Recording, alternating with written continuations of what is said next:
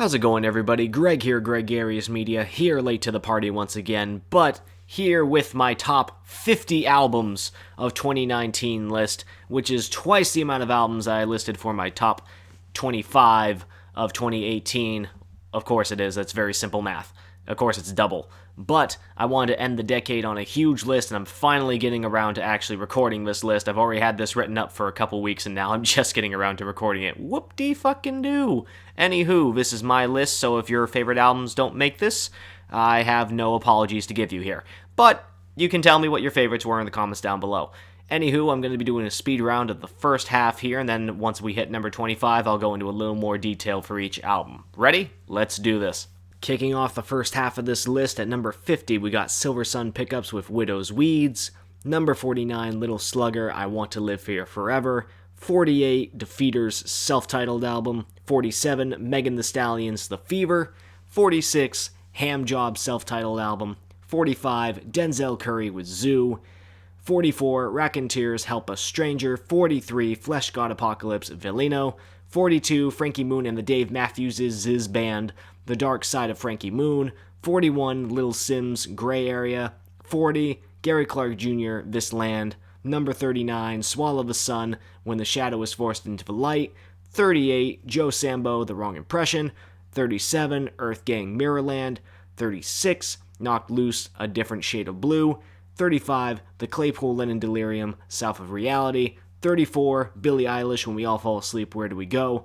33, Michael Kiwakuna. 32, Shredders, Great Hits. 31, Pup, Morbid Stuff. 30, Employed to Serve, Eternal Forward Motion. 29, Rich Brian, The Sailor. 28, Brittany Howard, Jamie. 27, Lizzo, 'Cause I Love You. And ending the first half at number 26, we got Strung Out, Songs of Armor and Devotion. And now, with a little more detail, let's go into the second half of this list. At number 25, we have Danny Brown with You Know What I'm Saying, the fifth album from the Detroit great. Showcases more subtle production and more straightforward but still highly entertaining bars from Danny, giving us more the funny references that we know him for, but also some more personal insight to the man himself, considering this is also the follow-up to the absolute amazing classic Atrocity Exhibition, where it's all about Danny reaching these extreme highs, being high off literally everything, and then experiencing all the lows coming off of those highs. This is a much more sober album from Danny, and so this isn't really the partying Danny of old, nor does it really need to be, because there's still plenty of great tracks throughout that I just keep going back to. At number 24, we got Cattle Decapitation with Death Atlas. Grindcore is not a genre I really had an interest in, but this album really approaches the sound with technical proficiency and great song structures. While the skits on the album, because there was an actual concept to this that admittedly I didn't follow as closely, didn't really do much for me and could really be just removed altogether, the songs themselves have great flow with one another, and is just really a fun, brutal listen throughout. At number 23, it's probably the shortest description I'm going to have on album, but Off With Their Heads, Be Good. An album that is definitely the one that grew on me the most this year, where I just enjoyed it, a little bit. But the more and more the year went on, the more and more I just kept listening to this, and the only thing I have to say is really this is melodic hardcore at its finest. Earworm banger after earworm banger. Just give it a shot. It is amazing. And I can guarantee you'll have at least one of their songs from this album stuck in your head. Brother Ali at number 22 with Secrets and Escapes. The Minnesota MC returns with his 7th studio album with Evidence all over the production.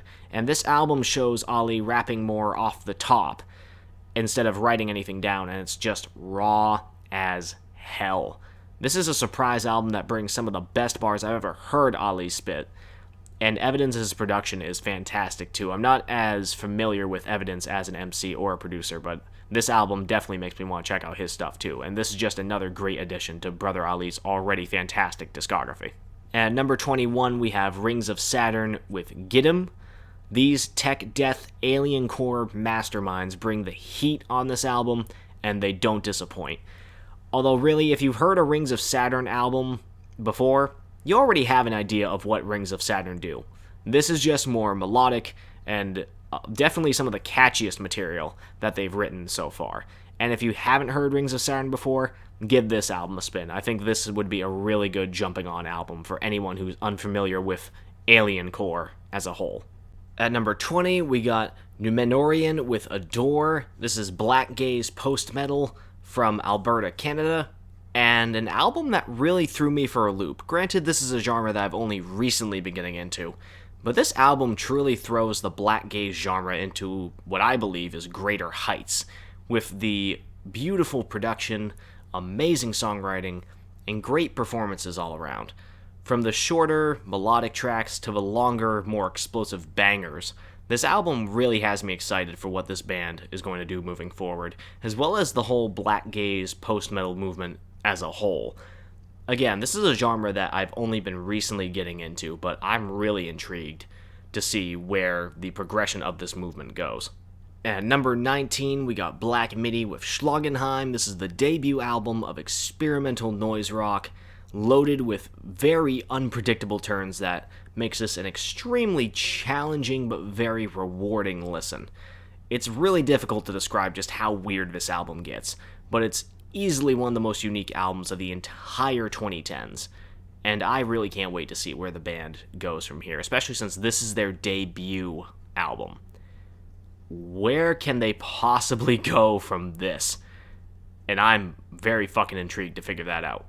At number 18, we got Quale Chris with Guns. This is from acclaimed Detroit rapper and producer, who brings us a collection of brilliant tracks loaded with wit, double entendres, and sharp commentary on racism, gun control, and hypocrisy in our current political landscape, just to list off a couple of topics that are on here. But the production can shift from absurdistly quirky to dark and soulful in the shift of one track to the next, but no transition ever feels out of place. Even the skits and interlude tracks on here are great and do not make the listen completely off-putting. This is a fantastic quality addition to Quale Chris's discography, one of which I really need to get myself more familiar with, but from what I have heard from him, is just fantastic. At number 17, we have Malibu Ken's self-titled album. This is the collaboration between wordsmith extraordinaire A$AP Rock and the experimental multi-instrumentalist Tobacco, who I am not nearly as familiar with. But together, they make this extremely bizarre experience from start to finish, with bars on bars, as you would expect from A$AP Rock, over this very psychedelic, almost retro game sounding production. This is not contemporary by any means, and I don't think any project that these two have been involved with have ever considered contemporary, but it's a fun ride all the way through. And at number 16, we have Doom Beach with Dark Arts, the Connecticut hardcore, noise rock, and self-proclaimed fuckwave genre duo barged their way onto the scene with the power of several dozen mosh pits. This no-compromise style of hard riffs and beats that aren't afraid to explore slower tempos and darker atmospheres while maintaining catchy elements deserves far, far more attention than they're receiving. This is a band that if you love hardcore, you love experimental rock, you love extremely dark, bizarre fucking music. I feel like bizarre is going to be a very common adjective I'm using throughout this list, but fuck it. This band is that and so much more. Give Dark Arts a listen, because if you love hardcore music, you're not going to regret it. At number 15, we have Allegion with Apoptosis. This is the best tech death album I've heard all year, and this is my jumping on record for the band.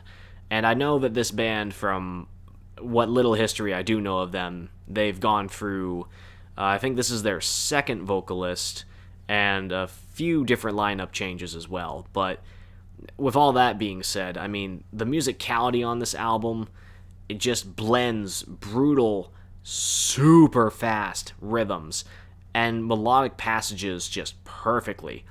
Even with some great clean vocals sounding just amazing in the mix, and not sounding like a super awkward transition at all, though they are used sparingly throughout the album. I think there's only 3 songs that actually incorporate the clean vocals, but even so, I really need to dive into this band's back catalog and see what I've been missing. But I mean, this album is just phenomenal, and I think truly deserves a significant amount of attention from the metal community, if it hasn't already. I'm kind of a pleb when it comes to this kind of stuff, but still, this album, fucking incredible.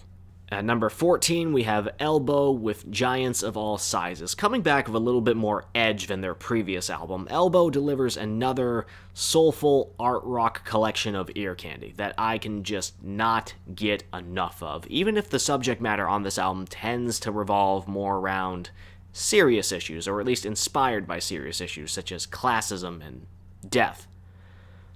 And while one could argue this isn't exactly new in the Elbow sound palette, I would say this is the best executed and best cohesive album of theirs since the takeoff and landing of everything. Truly, Elbow just continue to be a band that just impresses me with each and every release. And I would probably put this pretty high in my overall favorite Elbow albums. Maybe later down the road I'll do a Discog dissection of that. But who knows? At number 13, we have Rhapsody with Eve. And Rhapsody just comes through with an hour-long showcase of dope flows and lyrical mastery. And while the production and the hooks are a little bit drier than her previous album, and this does kind of run on a little bit on the longer end for me, there are a couple tracks that I feel weren't quite as strong as others, it's of no fault to Rhapsody, because her pen game on here is just some of the best I have heard all year. The theme of each song as well, being inspired by women of, the said songs that they're titled after, I think is a really brilliant element, too. I mean, this is definitely bordering that instant classic territory for me, even if I do have a little bit of gripes with just the length of the album and a couple of dry moments on the album. This is truly still a fantastic showcase of just Rhapsody just proving that she is one of the best currently alive.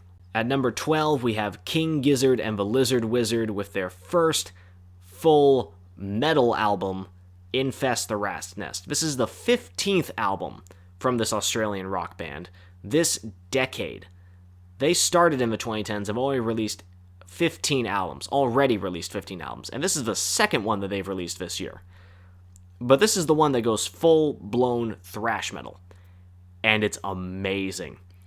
With mix that sort of sounds more like old-school psychedelic rock, but with the songwriting that blends Black Sabbath, Motorhead, and Slayer, this is just a pure metal album from a band who's only teased heavier influences on previous albums, and my god, do they pull this off beautifully. It's like a perfect tribute to the best thrash metal elements of the start of the genre. It's just an incredible record.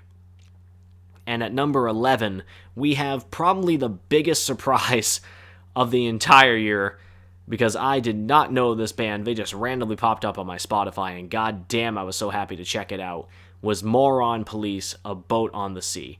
This is a Norwegian quartet who I guess originally was more like comedy rock, not taken too seriously sort of rock, in which I still haven't listened to their back catalog, really.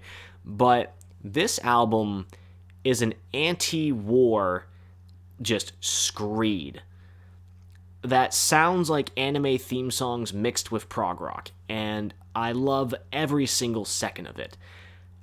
The only fault that I can give this album, and it's the only reason why it isn't in my top 10, is because it just feels like it's just too short. It feels like it could use a few more tracks, in which, fun fact, it appears the Japanese import of this album does have a few extra tracks, so I'm a little bit intrigued to see what those are. But for the album that I was able to stream, the version of it that I was able to stream, it's really only just over 30 minutes with about a little over a minute long intro, and then just 7 fantastic songs.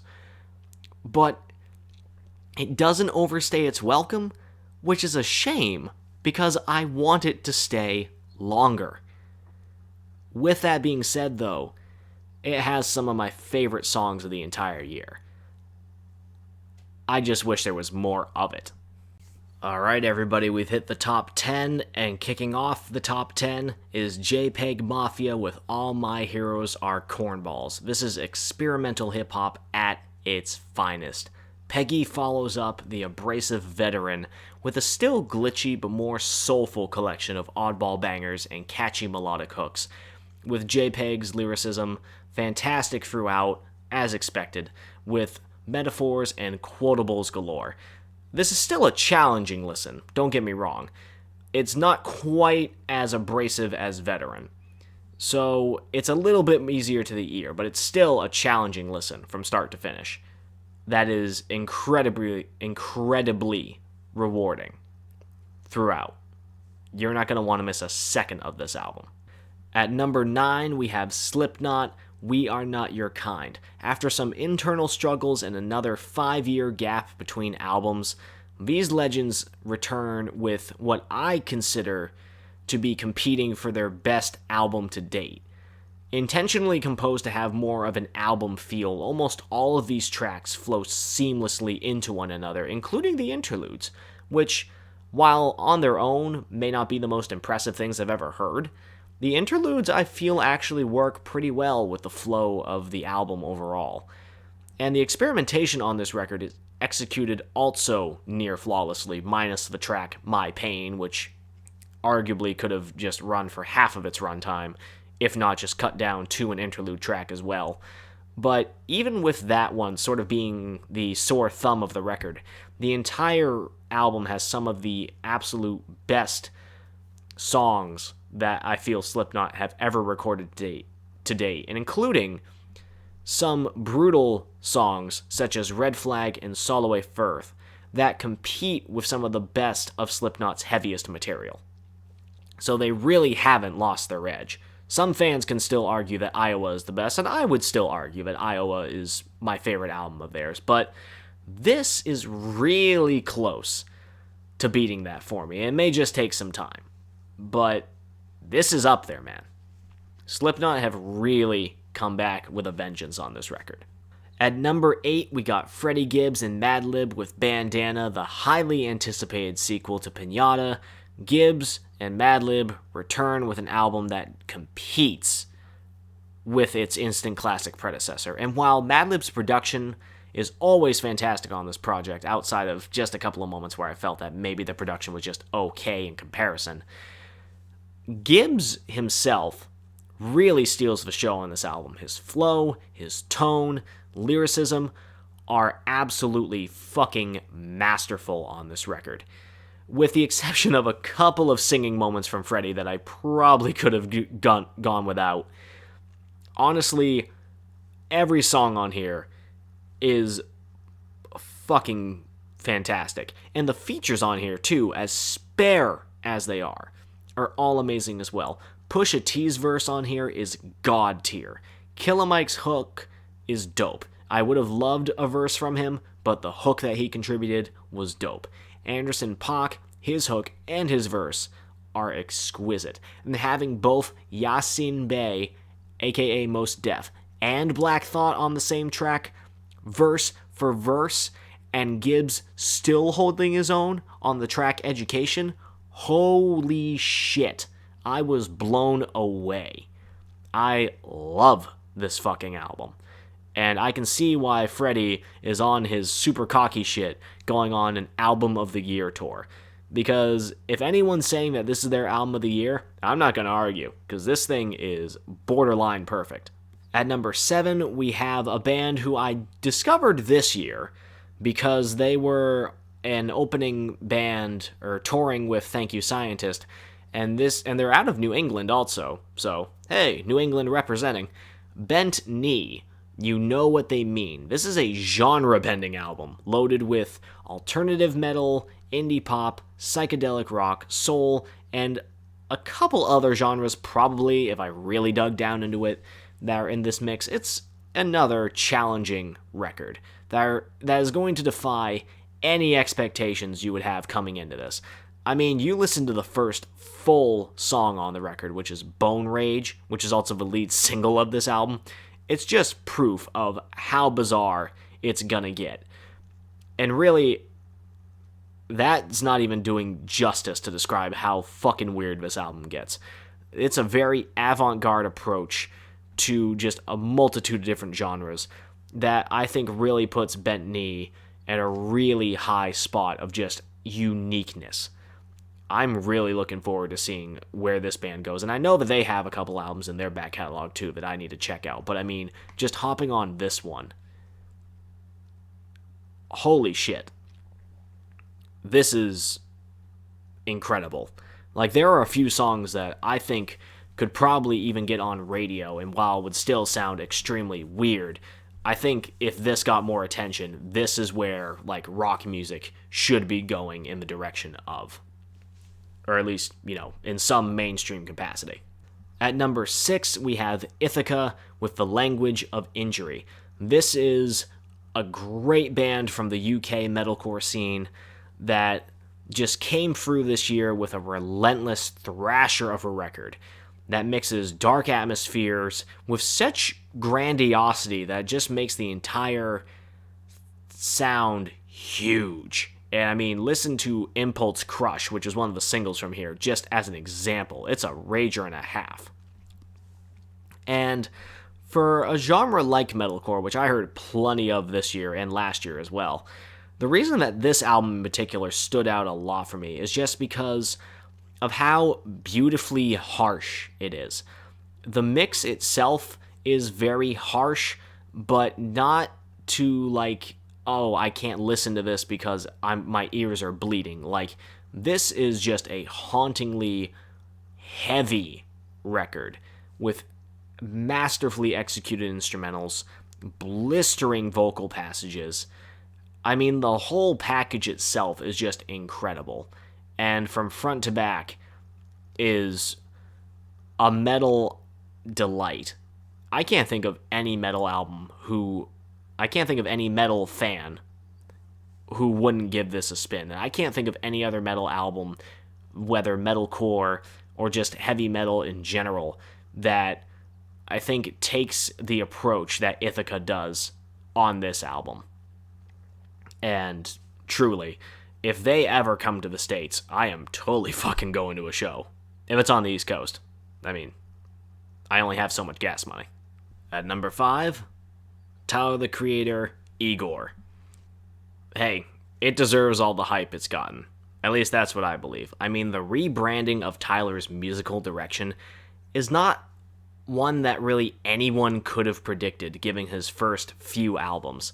Somehow he's successfully gotten away from the shock rap of old and brings us a soulful concept album about falling in and out of love. Who the fuck would have thought of that from hearing Bastards to now? No one. And the production has its lo-fi moments, but this is the lo-fi moments that we should have gotten on Cherry Bomb, which we fucking didn't.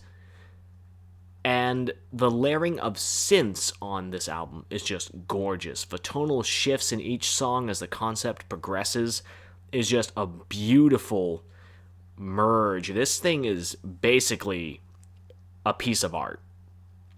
And I love it.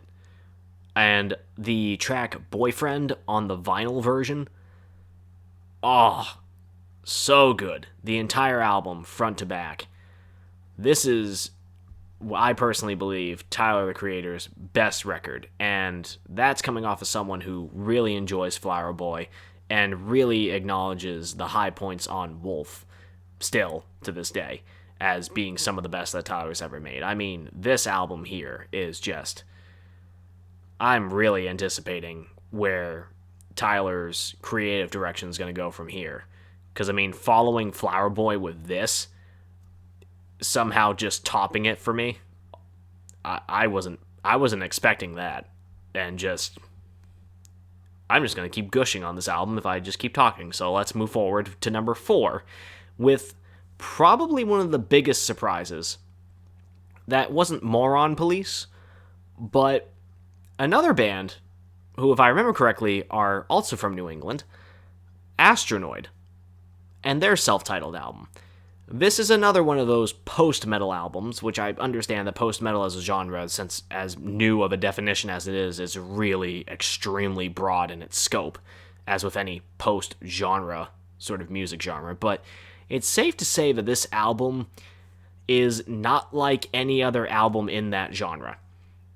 I mean, name me an album where the guitars are super bright and atmospheric, where the vocals are clean the entire time, almost in like a falsetto, pillowy sort of delivery that is just beautifully layered, while the drums themselves are just thunderous and massive in the background, mixed all together in this way.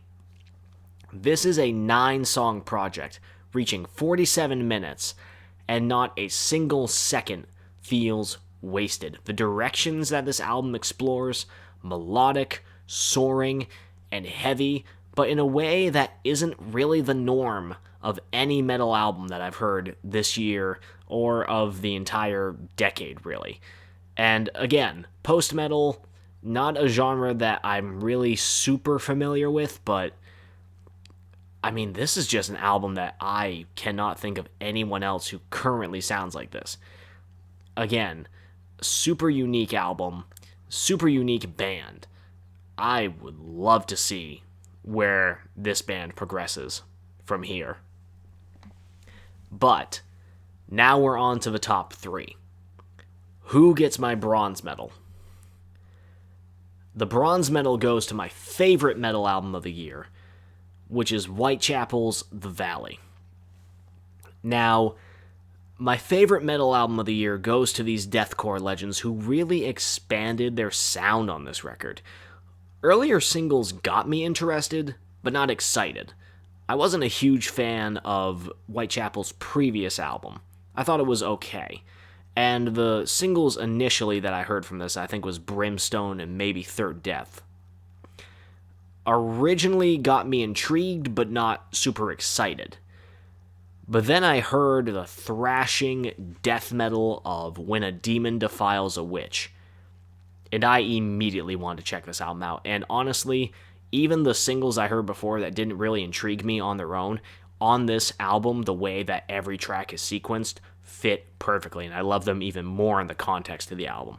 What truly sold me, though, was how well executed their experimentations were without really stepping far outside of what we know Whitechapel for, or at least for the albums that they've recorded for the past decade, really, with the exception of Hickory Creek being primarily more of a hard rock sort of vibe that explodes technically in the later half.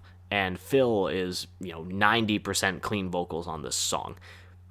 I mean, All That Remains could really take some fucking lessons from this song alone.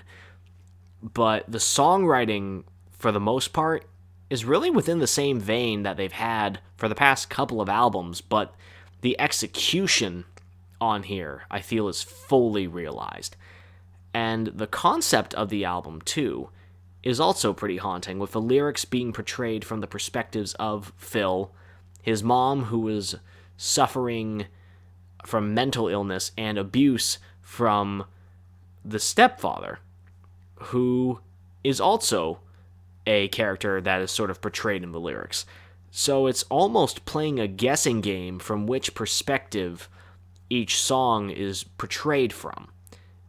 It's a truly incredible metal album that I feel should catapult Whitechapel into legendary status. And I mean, in the deathcore genre alone, they already have This Is Exile as hailed as a deathcore classic. But I mean, this should really transcend Whitechapel, I feel, into like classic metal band territory. Like, this is truly an incredible, perfect record.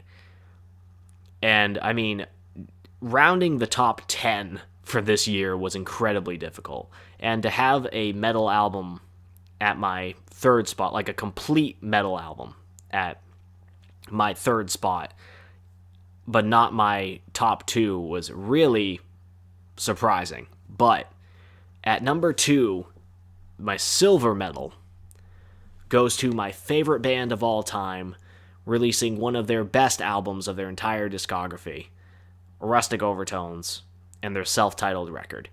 Now, this comes after one of their founding members, Dave Noyes, passing away earlier in 2019, in the midst of recording the record. And a music aficionado that he was, Noyes' vision for the album was heavily influenced by the psych rock movement of Brazil in the 1950s. And the remaining members of Rustic Overtones continued his vision by bringing us not only an amazing tribute to their fallen friend, but honestly one of their best albums, period.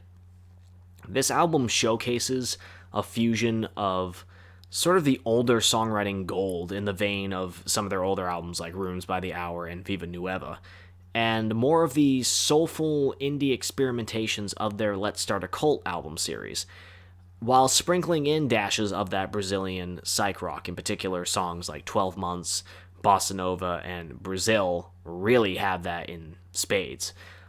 And while this isn't as heavy and like crunching in the guitar department as other albums, I mean, this is definitely much more soulful and much lighter in terms of guitar work, but the writing here really feels just as honed as the earlier albums, and with the experimentation just balanced perfectly, that I felt that previous albums weren't quite there. They were still good. I'm pretty much a Rustic Overtones stan, really.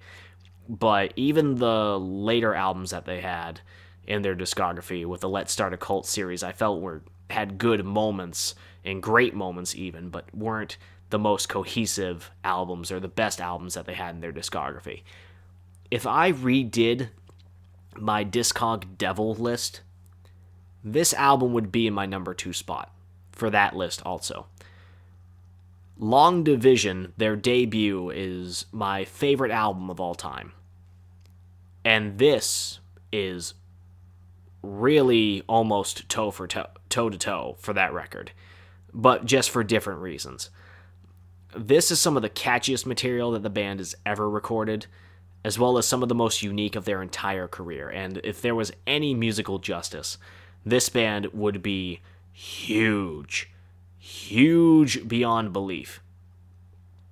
But I feel like this album, if Dave Noyes was alive today, he would be extremely proud of this album. And putting this at number 2 is almost painful for me, because like I said, Rustic Overtones are my favorite band of all time, and it's not just because they're from my home state of Maine, where I still reside. But if it wasn't for this one album being released earlier in the year and just blowing me away continuously every single time I listened to it, and I finally got to see them do their first show in Maine this year, was Thank You Scientist with Terraformer, making my number 1 spot this year. This band made my number 2 spot in 2016 with their sophomore effort, Stranger Minds Prevail, a record that I still feel holds up pretty well, and the only reason they didn't make my number 1 that year was because of Danny Brown's Atrocity exhibition. But now they've made my number 1 spot this year by not switching up their bizarre array of genre fusions, but by continuing to really hone in on their songwriting craft and concentrating their madness into catchy as hell, juggernaut-sized jams. There's not really that many songs that are under the 5-minute mark on this record. Everything on this album sounds gargantuan in the best possible sense of that word. Not a single second feels wasted on this album, which is really saying something since this album is 84 minutes long. And for those who aren't familiar with Thank You Scientist, think Coheed and Cambria and Streetlight Manifesto. Having a child who is a bipolar funk and jazz enthusiast. That is a very oversimplified way of describing these guys, but that's as close as I can simplify it. From the opening instrumental of Wrinkle to the grand finale title track, there are so many different blends and approaches that is just mind-boggling, yet fresh every single listen, because there's always a new detail that was missed with every, with the previous listen that I didn't catch before. And then all of a sudden it's like, oh, I didn't realize the rhythm there changed, or I didn't realize that the structure, like the notes changed here. I mean, this album is a Pandora's box of incredible songwriting with masterful execution. If you want an album that continues throwing you curveballs with every listen, there is no reason not to check out Terraformer, which is why it is my #1 album of 2019. And finally having this recorded, that is my list of the top 50 albums of 2019. Were any of these some of your favorites? Were there albums that weren't on this list that were your favorites? Am I a fucking idiot for some of these being so high on my list? Let me know in the comments down below. I would be very intrigued to check out what your favorite albums were, just because I always love, trying to listen to new things whenever I have the opportunity. And this year, I'm going to be trying to put out at least a couple videos a month when I have the spare time. Getting the time to do more videos here may be a challenge, but I'm going to try my best to sort of build this up a little bit this year. So thank you guys for listening to this. Hope you enjoyed it. This is Greg at Gregarious Media, and I will catch you in the next video. Thank you, and goodbye.